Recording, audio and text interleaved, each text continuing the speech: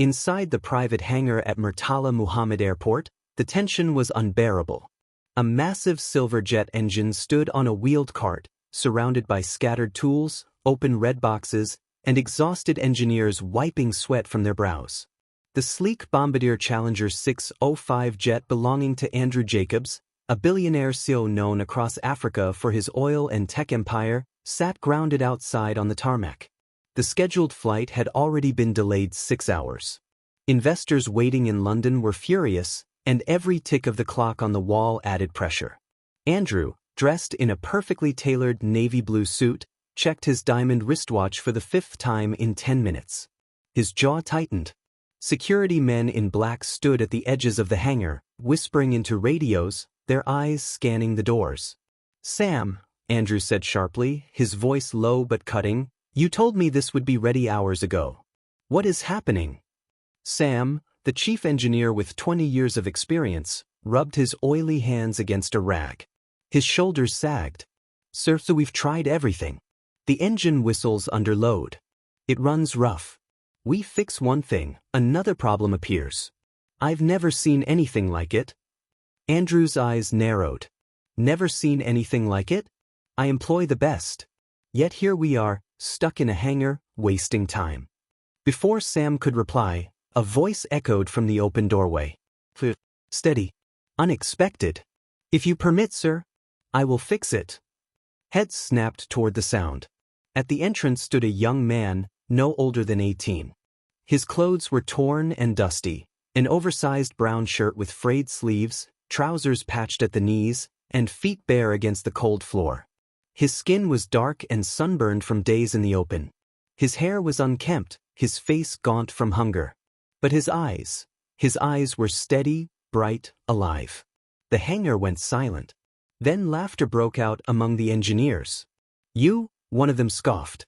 "Are you joking? We've been sweating on this for hours. Who even let you in here?" Another pointed at him. "Security, get that boy out before he touches anything. This is not a playground." 2 guards stepped forward. But before they could act, Andrew raised his hand. His voice cut like a blade. "Stop."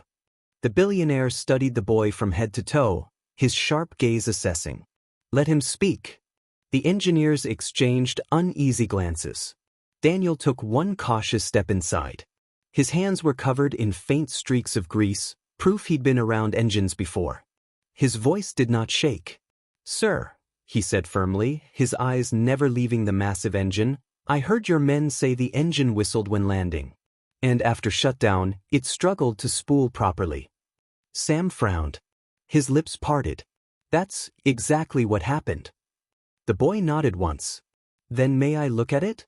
Gasps spread across the room. One engineer muttered under his breath, "This is madness." Andrew's face remained unreadable. He stepped forward slowly, the heels of his shoes echoing against the polished floor. He stopped only a few feet away from Daniel, looking into the young man's eyes. "What is your name?" The boy swallowed, straightened his shoulders. "Daniel, sir." "Daniel," Andrew repeated as if weighing the name. Then, after a pause, he said the words that stunned everyone in the room. "Give him the gloves." The hangar froze. No one moved until Andrew's calm but commanding voice echoed again. "I said, give him the gloves." Sam's eyes widened in disbelief. "Sir, he's just a boy. We can't risk." Andrew cut him off with a sharp glance. "Risk? 6 hours of your best men and you still have nothing. Perhaps it's time we try something different." Reluctantly, one of the engineers tossed Daniel a pair of gray gloves. They were far too big, but Daniel slipped them on with quiet determination. His bare feet padded softly against the concrete floor as he approached the engine. The men exchanged whispers. "This is insane. He doesn't even have shoes. What can a street boy know about jet engines?" Daniel ignored them all. His eyes locked on the massive turbine as though it were alive. He placed one hand gently against the metal casing, then crouched low, scanning every panel, every line, every bolt. He spoke suddenly, his voice calm but sure. "This clamp," he pointed to a bracket near the compressor. "It's tight, but it's in the wrong groove. That creates a tiny air leak. That's why it whistles." Sam blinked, stunned. How could you possibly know that without instruments? Daniel continued as if he hadn't heard him. He traced his gloved hand along a wire harness. And here, this sensor wire. See the crack in the insulation? It's rubbing against the bracket. When it heats up, it sends false signals. The engine thinks something is wrong and starts to stumble. The hangar fell silent. One young engineer stepped forward, shaking his head. Impossible. We checked those already. Daniel turned, eyes flashing. You checked one at a time. The problems hide each other. Fix one without the other, and the engine still fails. The boy's confidence startled even Andrew. Sam rubbed his forehead, muttering under his breath. He's right. That explains everything. Andrew's deep voice broke the silence. Daniel, can you fix it? Daniel looked at him, steady and fearless. If you permit. The words hung in the air like a spark. Andrew nodded once. Do it. Gasps rippled across the hangar. Daniel picked up a wrench, his hands sure despite the oversized gloves. The crowd of mechanics instinctively stepped back, giving him space. The billionaire's gaze never left the boy as he crouched beside the engine. First, Daniel loosened the clamp, adjusted it into the proper groove, and tightened it with a clean metallic click. He double-checked, then nodded to himself.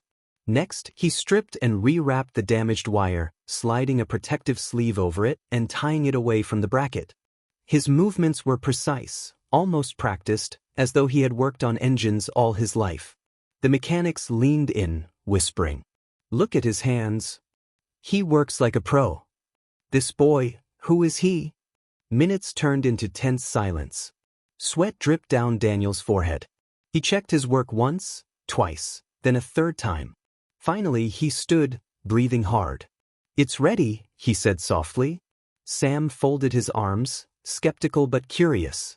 "We'll test it." Andrew raised his chin. "Roll it out."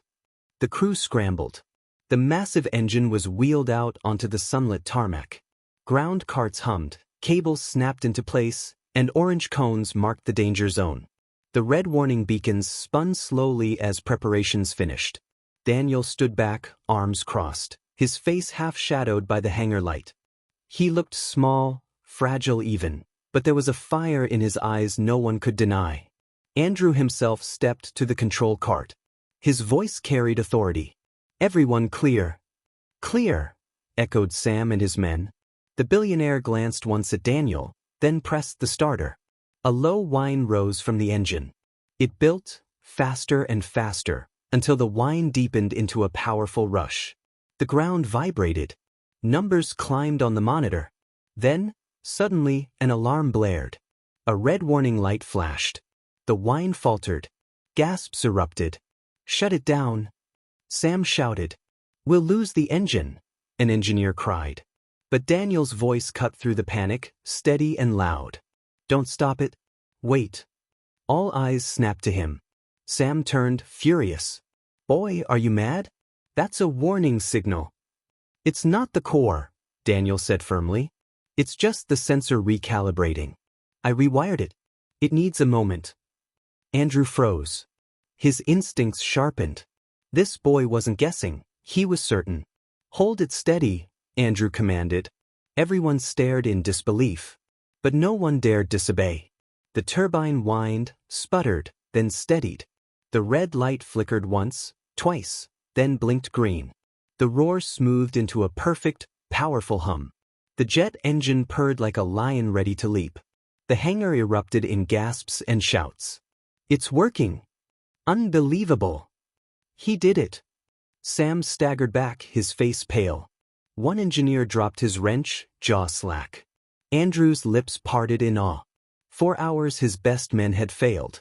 Yet this barefoot boy had restored life to his jet in minutes. The billionaire walked slowly toward Daniel, the sun casting a golden glow around them both. He stopped just a foot away, his voice hushed but heavy with emotion. "What is your name, boy?" Daniel stood tall despite the rags on his back. His voice trembled but his eyes were unbroken.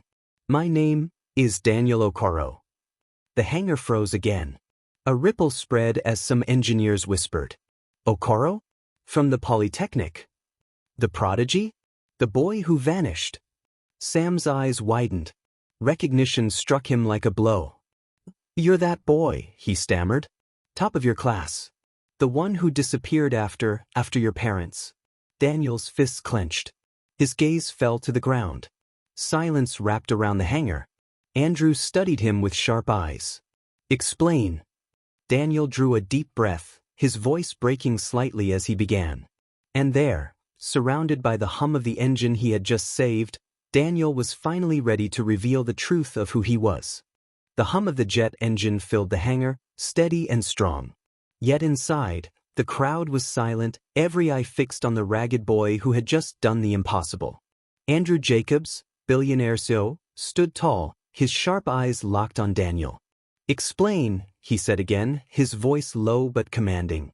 Daniel swallowed hard. His hands, still stained with grease, trembled slightly. For the first time, he looked less like a genius and more like a boy carrying too much pain. "My name is Daniel Okoro," he said softly, his voice echoing across the hangar. "I was once a student at Nigeria Polytechnic. Aerospace engineering. Top of my class." Gasps rippled through the engineers. Sam's mouth fell open. "I knew it. I remember your name on the dean's list. You were supposed to graduate with honors." Daniel's eyes glistened. "I never made it." Andrew's brow furrowed. "Why?" Daniel hesitated, his chest rising and falling. Then slowly the truth poured out. 2 years ago, my father died suddenly. He was a mechanic, not rich, but honest. My mother, she tried to hold us together. She worked in the market to pay my school fees. Then one morning, everything shattered. My father collapsed in his workshop. Heart failure, they said. My mother, she couldn't take the weight. Within months, she was gone too. Malaria. No money for treatment. A murmur spread through the team. The boy's voice cracked, but he continued. I buried them both with my own hands. After that, there was nothing left. My uncles refused to help. My school fees piled up. Landlords threw me out. I had no home, no family. I wandered the streets of Lagos, sleeping under bridges, begging for scraps just to survive. The engineers shifted uncomfortably. Even the guards lowered their eyes. Daniel lifted his head. His gaze was fierce now, burning with something deeper than pain. But every day I passed this airport, I would stop by the fence watching the planes. Watching the engineers. Listening. Dreaming. I never lost what I learned. I studied every sound, every word I overheard. Even when I begged near mechanics' shops, so I could hear them talk about engines.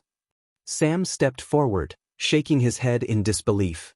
You mean to tell me, you trained yourself on the streets? Daniel met his eyes. Knowledge doesn't die because a man becomes poor. My hands may be dirty, but my mind still remembers. The hangar was dead quiet. Only the engine purred. Andrew took a step closer, his deep voice softer now. And today, when you walked in here, Daniel drew a shaky breath. I thought, just once, let me try. Even if I get thrown out. Even if I fail. At least I will not die with my gift still hidden inside me. For a long moment, no one spoke. Some engineers blinked rapidly, ashamed of how they had mocked him. A younger mechanic wiped his eyes discreetly. Then Sam's gruff voice broke the silence. Young man, you didn't just try. You succeeded. You saved us all. Andrew studied Daniel's face, his jaw tightening. Finally he spoke. You fixed my engine. But more than that, you reminded me that talent is everywhere. Even in the most unexpected places. The billionaire turned to his staff. You all saw what happened here. Let it be known, Daniel Okoro is no beggar. He is an engineer, a genius. And from this day forward, he will never stand outside that fence again. Gasps filled the hangar. Daniel's knees buckled slightly as the weight of the words hit him. Andrew extended his hand. Slowly, trembling, Daniel placed his grease-stained hand into the billionaire's polished one. A thunderous round of applause erupted. Engineers clapped. Guards clapped. Even Sam bowed his head in respect.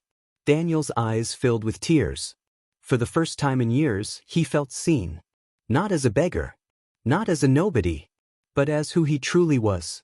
And at that moment, standing beside the roaring engine, his hands still in Andrew's, Daniel knew his life would never be the same again. The hangar doors remained wide open.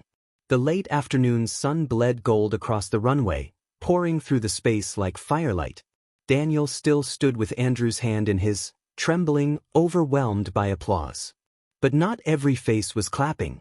Engineer Sam's lead assistant, Connell, a tall, broad-shouldered man with a sharp jawline and narrow eyes, crossed his arms. His lips curled with disdain. "This is madness," Connell muttered loudly. "A street boy walking in and suddenly he's our savior? We've worked years to be here, and now a beggar will share our floor?" The applause faltered. Some engineers shifted uncomfortably. Others nodded, uneasy. Daniel lowered his hands slowly, his stomach tightening. Andrew's sharp gaze swung toward Connell. "Do you have something to say?" Connell didn't flinch. "With all due respect, sir, you can't just hand trust to a boy from the streets. We don't know him. We don't know if this was luck. Maybe he copied what he overheard.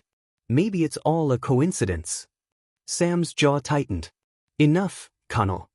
"No, boss," Connell pressed, his voice louder now. "We sweat for this job. We trained for years. And suddenly, one boy walks in and gets praised like a hero. It's insulting." The hangar buzzed with murmurs. The applause had turned into whispers. Daniel's heart pounded in his chest, shame rising like fire in his throat. But Andrew Jacobs did not waver. He raised his hand, silencing the noise.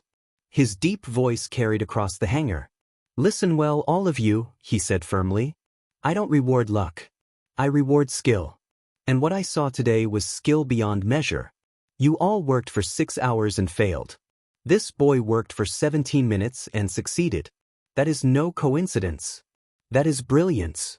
His words struck the hangar like thunder. Connell's nostrils flared, but Andrew stepped closer to Daniel. "From today, Daniel is no longer an outsider. He is part of my engineering team. He will be given a position, a salary, a place to live, and access to every resource he needs." The room gasped. Daniel froze, eyes wide. "I don't deserve." Andrew cut him off, his gaze unwavering. "You deserve more than you know. And I will not allow talent like yours to waste away on the streets." Sam placed a hand on Daniel's shoulder. His voice was gruff, but there was respect in it now. "Welcome to the team, son." Applause broke out again, but it wasn't unanimous. Connell's eyes burned with envy. His fists clenched so tight his knuckles whitened. He leaned toward a fellow engineer, whispering, "I'll prove this boy doesn't belong here." Meanwhile, Andrew turned to the group. "Tonight we celebrate. Tomorrow, Daniel begins training officially. Prepare him a workstation. Give him the manuals. Show him the ropes. He'll learn faster than you think." Daniel's chest swelled with emotion. For the first time in years, he wasn't invisible. He wasn't a beggar. He was part of something greater. As the team began packing up equipment, Andrew pulled Daniel aside, lowering his voice. "Daniel, tell me honestly, do you want this? Do you want to build again?" Daniel blinked back tears. "More than anything, sir. Engines, machines, this is all I ever wanted." Andrew gave a small smile, rare and genuine. Then it settled. "Your life begins again." The hangar lights buzzed as evening fell. Outside, the airport grew busier, with planes rising into the glowing sky. But inside, not all was calm. Connell watched from a distance, his face dark with resentment. He whispered under his breath, "Enjoy your moment, street boy. Tomorrow you'll fall." Daniel didn't hear him. He only stared at the jet engine he had saved, a quiet flame of hope burning in his chest. For the first time in years, he allowed himself to dream. The next morning, the hangar looked different. The polished floor gleamed under the floodlights. The air buzzed with the smell of grease, fuel, and morning coffee. Engineers hustled around, checking equipment. Sam barked orders, his voice cutting through the noise. But at the far end, standing awkwardly in oversized coveralls, was Daniel. His heart pounded. For the first time in years, he wasn't holding a begging bowl. He held a toolbox. His own. Sam walked over, his broad frame casting a shadow. He looked Daniel up and down, his deep voice rumbling. Boy, this is no charity house. Yesterday you fixed one problem. Today, you prove if you belong. Daniel nodded quickly. Yes, sir. Connell smirked from the corner. His dark eyes gleamed with mischief. Let's see how long the street boy lasts, he muttered to another engineer. Sam waved toward a dismantled jet turbine on the floor. Your task, reassemble this auxiliary unit. Every nut, every wire, every hose, correct and clean. You've got 3 hours. Fail and you walk out. The team chuckled quietly. The auxiliary unit was tricky, a puzzle even experienced engineers dreaded. Daniel swallowed hard. His hands trembled as he opened the toolbox. But then he remembered his late father's voice. Engines speak, son. Listen to them. He exhaled slowly, steadying himself. With careful hands, he began. Bolt by bolt, wire by wire. He moved like a man listening to music only he could hear. His brow furrowed in concentration. At first, the engineers mocked. Wrong bolt. He doesn't even know the sequence. But after 1 hour, their laughter faded. Daniel's work was neat, methodical. He paused often, closing his eyes, touching the parts gently as though memorizing their story. By the second hour, even Sam leaned forward, watching closely. Connell's smirk faded. His jaw tightened. Then, sabotage. As Daniel stepped aside to grab a wrench, Connell quietly nudged a small piece off the table with his elbow. It rolled under the toolbox, hidden. Without that part, the assembly would fail. Daniel returned, searching for the missing clamp. His heartbeat spiked. His palms went clammy. Connell folded his arms smugly. Sam raised an eyebrow. Problem? Daniel's eyes darted across the floor. He sank to his knees, scanning, and finally spotted the clamp half hidden. Relief surged through him. He snatched it up and fixed it into place. By the third hour, Daniel tightened the last bolt. He stood, wiping sweat from his forehead, his chest heaving. Done. His voice shook but carried strength. Sam stepped forward. He crouched, inspecting every connection, every line, every bolt. His thick fingers traced Daniel's work. Minutes stretched like hours. The room held its breath. Finally, Sam rose to his full height. His stern face softened. Perfect. The hangar erupted in gasps. Daniel's chest swelled with pride. His eyes stung with tears he refused to let fall. But Connell slammed his fist against a toolbox. No. This is impossible. He cheated. Andrew Jacobs, who had just entered, froze at the accusation. His sharp eyes landed on Connell. Explain. Connell stuttered. He must have known beforehand. No street boy can do this. Daniel turned, his voice calm but firm. Then give me another test. Any test. Right now. The engineers murmured. Bolt. Too bold. Andrew's lips curled into a faint smile. I like courage. He gestured toward the massive jet outside. Tonight we fly. If you are so sure of your skill, Daniel, you will ride with me as we test the jet you helped save. If it fails, we both go down together. The hangar froze. Sam's mouth opened in shock. The engineers exchanged nervous glances. Connell's smirk returned. Yes, let the boy prove himself in the sky. Daniel's chest thudded like a drum. The thought of being inside that massive jet both thrilled and terrified him. But he lifted his chin. I'll do it. Andrew's eyes gleamed with approval. Good. Tonight at sunset we take off. As the crew dispersed, whispers filled the air. Is Andrew crazy? He's trusting a homeless boy with his life? If this jet crashes, it'll be the end of Lagos headlines. Daniel walked to a quiet corner of the hangar. His fists clenched, his breath shaky. He whispered to himself, I won't fail. Not this time. This is my second chance. But across the room, Connell's eyes glowed with dark determination. He leaned close to another engineer and muttered, If I can't break him on the ground, I'll break him in the sky. The stage was set. A boy with nothing to lose. A billionaire ready to risk it all. And a jealous rival, plotting in the shadows. The night test flight would decide everything. The sun had fallen beyond the horizon, leaving the Lagos airport runway bathed in golden twilight. The Challenger jet gleamed under floodlights, its sleek body reflecting the deep orange sky. Engineers lined up nervously, whispering among themselves. The fate of a billionaire's pride and a boy's future rested on this one flight. Andrew Jacobs stepped out of his black Rolls-Royce, his navy suit crisp, his face calm but unreadable. At his side, Daniel walked in borrowed clothes, the sleeves rolled up awkwardly. His eyes carried both fear and determination. Sam approached, his gravelly voice low. "Sir, this is too risky." Andrew's gaze never wavered. The greater risk is never giving courage a chance. Daniel's throat tightened, but he said nothing. He climbed the stairs behind Andrew, his heart pounding like a war drum. Inside, the cockpit lights glowed. Sam's best engineers sat at monitoring stations, their fingers trembling over keyboards. Connell stood in the back, eyes sharp, lips curled in a dangerous smirk. The engines roared to life, shaking the ground beneath them. The Challenger rolled onto the runway. Floodlights swept across its wings. Takeoff in 3, 2, 1. The jet thundered forward, wheels screaming against asphalt before lifting into the night sky. Lagos twinkled below like a field of fireflies. At first, the flight was smooth. Daniel's chest loosened with relief. But then alarms. Red lights blinked across the control panels. The jet shuddered violently. Gasps filled the cabin. Sam cursed. "The fuel readings are spiking." Daniel's eyes darted across the gauges. He leaned forward, heart racing. "No, it's not the fuel. It's the auxiliary pump wiring. Someone crossed it." Andrew's head whipped around. "Crossed it?" Daniel's voice hardened. "Sabotage."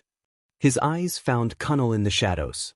Connell's smirk faltered, sweat dripping down his temple. "Can you fix it?" Andrew demanded. Daniel inhaled sharply. "If you permit." Andrew's eyes locked with his. "Do it." The cabin tilted as turbulence shook the jet. Daniel crawled to the access panel, the wind howling through the fuselage. His fingers trembled as he stripped wires, his mind racing. The plane dipped sharply, passengers screaming, coffee spilling across the floor. "Faster, boy!" Sam shouted. Daniel gritted his teeth. "Quiet. Let me listen." He twisted, clamped, and reconnected the wires with calm precision. Then, silence. The alarm stopped. The red lights turned green. The jet steadied. Its engines purred like a great cat reclaiming its roar. Cheers erupted inside. Sam let out a breath he didn't know he held. Andrew's lips curved into a proud smile. He stood, his voice booming. "You all saw it with your own eyes. This boy, this young man, just saved us. Twice." Connell stumbled back, pale and broken. Andrew's sharp gaze pinned him. "Guards, remove him from my company. I have no place for betrayal." 2 security men dragged Connell away as he shouted in vain. Andrew turned back to Daniel, who was still kneeling by the panel, sweat and grease smeared across his face. The billionaire placed a firm hand on his shoulder. "Daniel," he said, his voice rich with pride, "you were homeless yesterday. Today, you saved my life and my company. From this day forward, you are not a beggar. You are part of my team, and I will make sure your gift is never buried again." Daniel's eyes glistened. He bowed his head, whispering, "Thank you, sir. Thank you for believing in me." The jet soared smoothly through the night sky, a symbol of second chances and courage. This tale teaches us that greatness does not wear fine clothes, nor does it always sit in wealth. Sometimes, it hides in the heart of the forgotten, waiting for one chance to shine. Daniel's story reminds us that no matter how low life drags us, with courage, skill, and a little faith, we can rise again. Never underestimate anyone. Second chances are powerful. And sometimes, the most unlikely people carry the brightest light.